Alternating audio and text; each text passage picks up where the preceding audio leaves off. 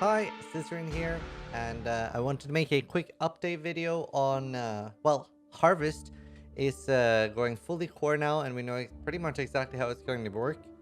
So I wanted to give a quick introduction to those of you that missed Harvest League and how to use it, and well, just simply why it is so strong. So the way Harvest works now is that you will just encounter Harvest now and again, and you can augment your Atlas to give yourself a higher chance to get Harvest. There's nothing to do with growing seeds anymore, no seeds to pick up. You basically just go in, and there will be harvests in pairs of 2.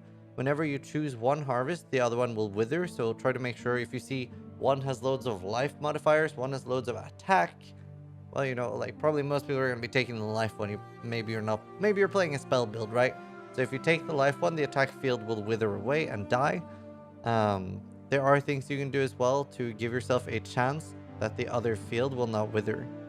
We don't know whenever Ushabi, which is now a random spawn, when you go in, we don't know if that is going to still let you grow seeds. Or if it's just going to only be the Ushabi fight, and we don't know what the reworked rewards are properly.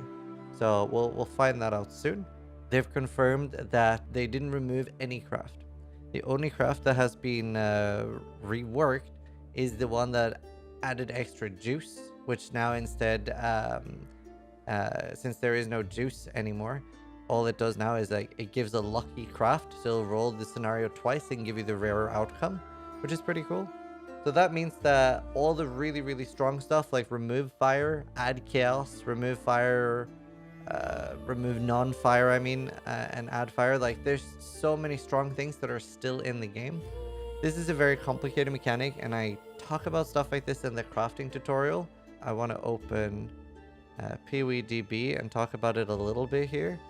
So if I open PoE DB now, part of why this is so strong, and it actually makes that a lot of the builds that maybe looks like they got nerfed on paper actually didn't get nerfed. They're just getting buffed, because with Harvest you will be able to, even if you only get one craft, you'll be able to guarantee a lot of the really cool things. Now some of the tanks have gotten changed, for example, you can't force Tailwind anymore. Let's click on a Baron tier, for example, for amulets. So if we see now on amulets, right, there is this is PoE DB searching for amulets, and this is clicking for more chaos modifiers, just so we can see them easier. We see there's one chaos suffix, and then we're gonna go down and look at hunter amulets, and we see the only chaos prefix is chaos gems.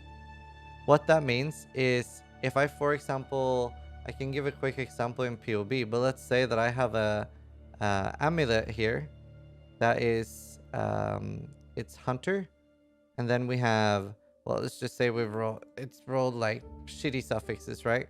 But more importantly, we can add a third one. We could craft fire resist, right? Just block the third suffix, then we're posting or doing the 28 fire rest, right? So if I do augment chaos on this now, it is guaranteed to get +1 chaos skill gems. So as you can see, there is nothing, there's no hair that are plus chaos. There's no chaos tagged ones. So this is the kind of stuff, a lot of builds will hopefully try to be fairly specific with crafting endgame stuff and harvest and how you can use it. But what this means is, just by having a hunter amulet, item level 82, and one single augment chaos, you can guarantee a +1 chaos skill gems. To put this into perspective for how much stronger it is, this means that a very, very likely scenario, and what we did in Harvest, you would force roll +1 int gems, and then once you have that, it's, as you can see, so easy to force the +1 chaos skill gems, because all you need to do is block the other suffixes to fill it up so that you can't accidentally augment chaos and then get chaos resist. And there are so many things like this. Now they have removed some of them, but there's still things that are extremely strong that are still in the game. With a Crusader chest here, we see that we have Explode, we have fist damage from hits taken as lightning, and we have Reflect. So that means that once again, we can guarantee fist explosion chests as soon as you have an item level 85 Crusader. My biggest suggestion for them to make it less broken for especially influence mods was that all the influence mods should maybe not be tagged as like Fizz, Chaos, etc. They should just be tagged as Influence. But for now, it seems like they're keeping it. So I just wanted to make sure that you guys know a little bit about how strong it is with like the force add and the force remove. And obviously it can be like very, very safe, right? It's something where you can, with very little risk, make perfect items. I'll try throughout the league to make some like, bring up some of the good examples as I make them. We'll like highlight good examples that I have to give more examples, but there's so many good things. And for those of you who didn't play Harvest at all, there's so many other smaller things that are really good, and you can save up to 10 crafts now. So you can't do like 100 or 1,000 like before, but yeah, you can save 10 crafts.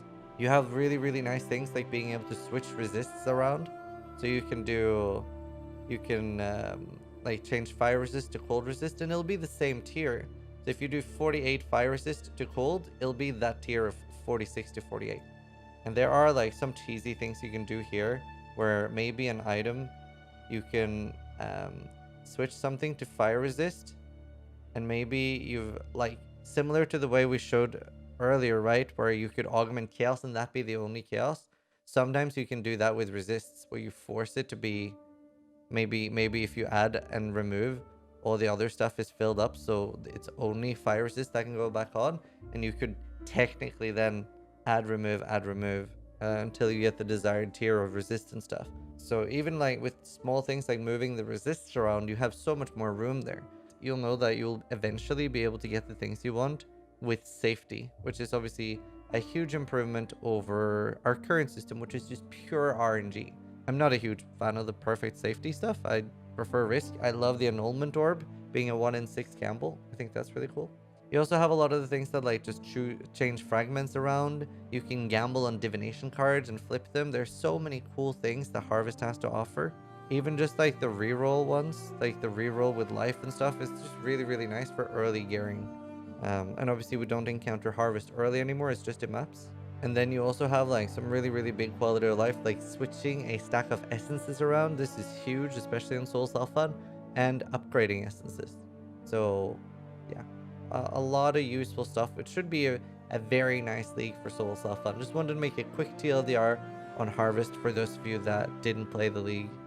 And we can try to make some more advanced crafting guides, especially when we see how rare or how common things are later.